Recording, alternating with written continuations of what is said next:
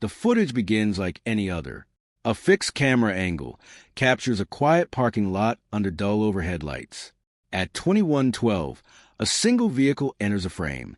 At 21 hours, 13 minutes, and 4 seconds, a man steps out, walks across the lot, briefly disappears behind a pillar, then continues toward a stairwell entrance just outside view. The system records continuously, without distortion or interruption. At 21 hours, 14 minutes, and 59 seconds, the image is steady. At 21 hours and 15 minutes, it jumps. There is no glitch, no static, just a clean cut. The timestamp resumes at 21 hours and 22 minutes. Exactly 7 minutes are gone. When the recording returns, another vehicle is present, its engine still warm. The first man is no longer visible. There is no footage of him leaving, no movement, no trace of what occurred during those missing minutes. The rest of the recording remains intact. The camera did not fail. It stopped precisely when something happened and resumed immediately after. The question became unavoidable. What happened during the only 7 minutes no one could see? The location was a commercial complex with multiple surveillance cameras covering entrances, hallways, and an underground parking level. The system was a standard DVR setup, recording continuously with a 14-day overwrite cycle. It had no history of failure. On that night, only one camera showed a gap, exactly 7 minutes, from 21:15 to 21:22. All other cameras recorded normally. This precision suggested intention. The missing time stood out not as an error, but as something controlled. Investigators first confirmed the gap was real. Raw files extracted from the DVR showed the recording ended at 21 hours, 14 minutes, and 59 seconds, and resumed at 21 hours and 22 minutes, with no corrupted frames in between. System logs showed no errors, no reboot, and no user activity during that time. The absence of any record was itself suspicious. The camera had never shown interruptions before. This was a single, isolated event. Attention shifted to footage surrounding the gap. The man's behavior before 21:15 appeared normal. No urgency, no signs of awareness. The second vehicle, which appeared after gap, became critical. Its arrival was not captured. License plate enhancement linked it to a building employee with authorized access. Adjacent cameras showed no clear entry, but a narrow blind spot between camera angles made it possible for a vehicle to pass undetected for a short distance. However, to reach the visible parking position, it would have had to appear on camera unless that movement occurred during the missing interval. With no direct footage, investigators reconstructed the timeline using indirect evidence.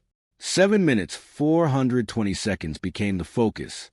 Access control logs showed that at 21 hours, 16 minutes, and 12 seconds, within the missing window, a key card opened the stairwell door connected to the parking level. The card belonged to the employee linked to the second vehicle. At 21 hours, 20 minutes, and 48 seconds, the same card opened the door again from the inside. Elevator logs showed movement between 21:17 and 21:19, aligning precisely with the gap. These records confirm that someone moved through the building during the only period not captured on camera. Overlaying all available data created a narrow sequence. At 21:13, the first man enters. At 21:15, recording stops.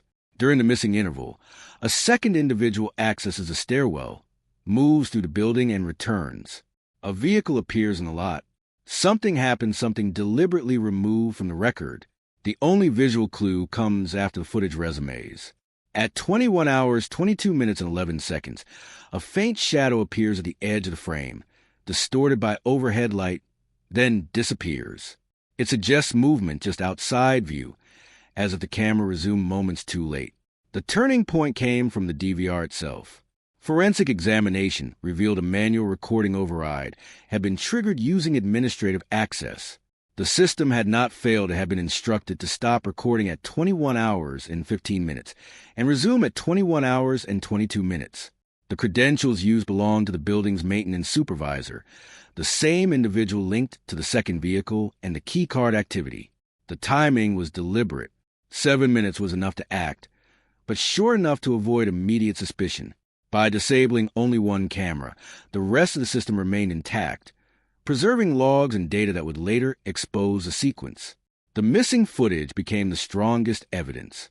It demonstrated control, access, and intent. The supervisor created a blind spot at the exact moment it was needed. In doing so, he confined the entire event to a single measurable window. There was no other time when the sequence could have occurred. The first man entered and was never seen leaving. The second individual was present only during the missing interval.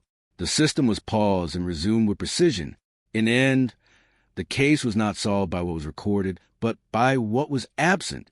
In a system designed to capture everything, the only missing segment aligned perfectly with the critical moment. The gap did not hide the truth, it revealed it. Those 7 minutes, unseen and unrecorded, defined the entire investigation. It was only 7 minutes, but it was everything.